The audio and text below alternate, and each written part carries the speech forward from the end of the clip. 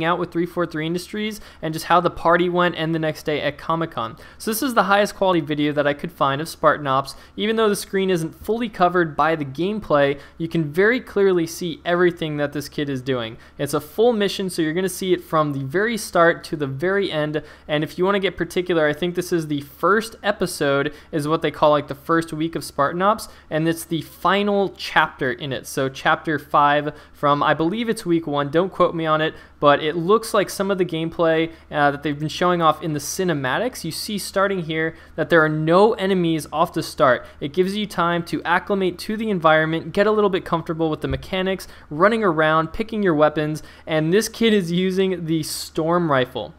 Now, a lot of comments on the original video were about how bad this kid was. We saw right there a grenade indicator, by the way, and he's going to light these kids up. The grunt's going down, and then he's going to run into a force field and then shoot it for some odd reason.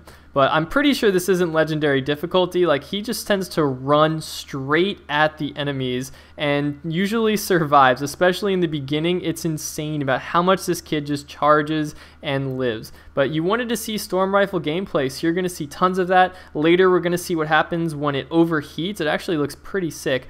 And people are making fun of this kid, you know, but what is he, like 8 or 10 years old? I mean, I have an 8-year-old sister, and I would be super proud of her if she kicked as much butt as this kid does in this gameplay. There's like a woman who is an adult right next to this kid who couldn't even figure out the controls. She was like turning around, looking up in the air, spinning around in circles. So I say kudos to this guy for knowing what he's doing and actually playing the game, and they win, you know, they get through the entire mission together.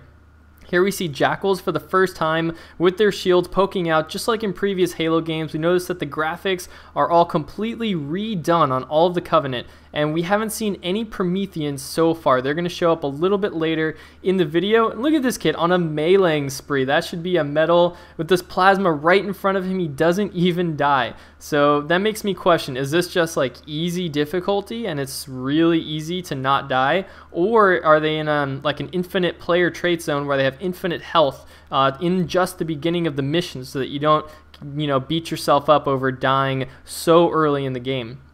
Now right here he's trying to press this shiny little button, but no one really has any idea what's going on. There's right back there, you see the standard triangle that we've seen in Reach to activate a button. So someone's got to do it. I don't know if anyone's going to do it except for him, and his teammate finally does. So now they have to go press those 2 buttons. But first, a phantom dropship's going to come, and we're going to have 2 elites jetpacking with fuel rods. This guy's going to get taken out pretty quickly right here, and he's going to look for the fuel rod, but he is not going to find it. He's going to continue to use that storm rifle. Now you see another activate. He's going to push this button, and in my gameplay, I did the same thing, and I waited for another teammate to press the other button, but I have no idea what his teammates are doing, so he's going to press both of them, because he's just a boss like that. 8-year-old boss. So now let me get a little bit more onto track about my stories, the random crazy things that happened right there shooting out the hologram.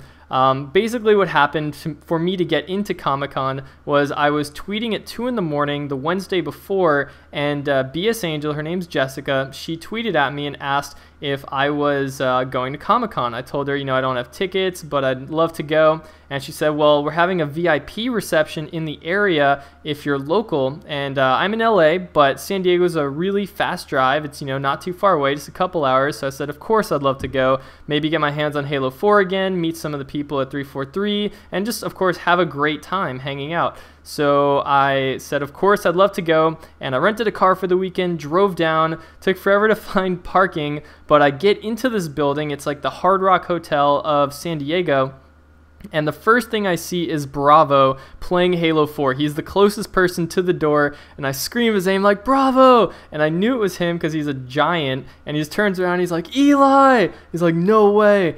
And so then BS Angel appears, and she recognizes me. She's like, where have I seen you before? And it's from the I'm in Love with Halo music video. She said she loves it. She's seen it probably 20,000 times. And I learned that they also shared it as a video. They sent it out as an email to all of 343, so pretty much all their employees have seen it, which is really cool. And when I introduced myself to some of the employees, they are always like, are you the guy from the music video? And I was like, yep. That was me, and my buddy TJ, who's the main singer, is my roommate. And we were just playing Halo one day and decided, why don't we make a Halo music video? And then we got our friends who are big YouTubers. They do comedy sketch and production for videos, so we got them to make a music video with us, and it was pretty awesome. Right here we see that this kid had a long way to run from his death. I don't know if he was able to select where he spawned or if he just had to start all the way back there when he died. That means that if we are in an intense mission and we die, our teammates are not going to have us for a very long period of time. Right here, using Covenant weapons long range, which is never a good idea, but the difficulty is so easy, he's going to fly through it no problem. So what happens next? I see Nexi playing Halo 4, introduce myself, well, not introduce, but say hi to him, see what's up, and then I played my second ever game against him on Halo 4, which was recorded and just put up on Bravo's channel. So I will link you to that video at the end of this video. It's going to be in the top slot. Go check it out. It's pretty hilarious, and Bravo putting that up today helped me reach over 13,000 subscribers, which is pretty huge. I've been meaning to do a channel update about my growth and experiences, but my external hard drive completely crashed on me over the weekend. That's why I wasn't able to get a video up on Friday, and that's why my video was up so late on Monday. I had to recreate my entire end slate and pull the videos using YouTube Downloader for my end slate, and it was just a huge hassle, but IT in my company is looking at it, and we are ordering a new drive, so hopefully I will have that soon and can put up some more Reach gameplay, make some more Road to MLG vids, all that sort of stuff. While I was at the Halo 4 party, right here we see these crawlers. He finally got taken down, just running around trying to challenge all of them at once, right? If you're trying really hard, you want to use cover, try to avoid getting shot by multiple enemies at the same time, and just select the fight just one-on-one, you know, hide around the corner, wait for one to come. That's a much more efficient way than just diving head into a huge pack of enemies.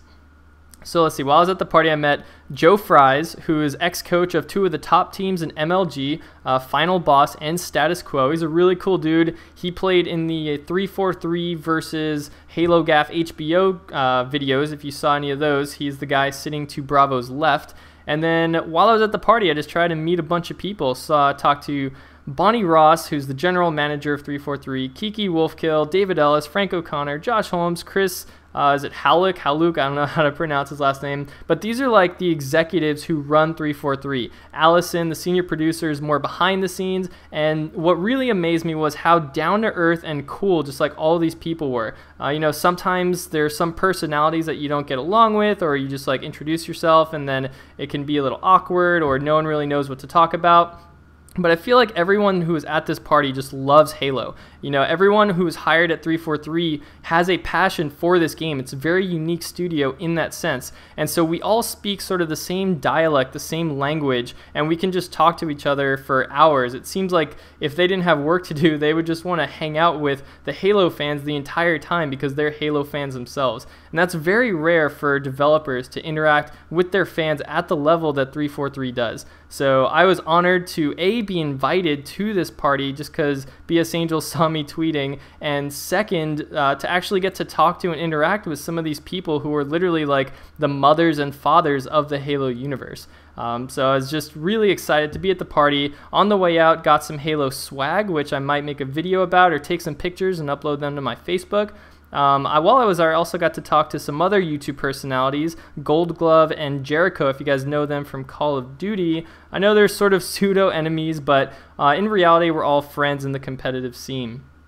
So after that, it was late at night. Bravo, Nexi, and Joe and I just grabbed gelato and then went back. I dropped Nexi off at his apartment, and then I stayed at Joe's place at San Diego State University with Bravo because I wasn't sure if I was going to stay the next day to go to Comic-Con on Saturday or if I was going to go back to LA. We see right here the Promethean Knights taking him out with the light rifle, and while I played on Legendary, the light rifle actually killed me in one hit. So it was very beastly. It reminded me of the Jackal snipers from Halo 2, but not as quick. When you see them, they don't just immediately snipe you. You know, you have some room to take cover. And I heard that if you were over the Promethean's body when he dropped the light rifle, you're actually able to use it in the this is the E3 build. You're able to use it even though they tried to make it disappear so you couldn't, but they said, you know, it's totally fine. It works. It's just not optimized for public exposure. See right there, the storm rifle getting overheated again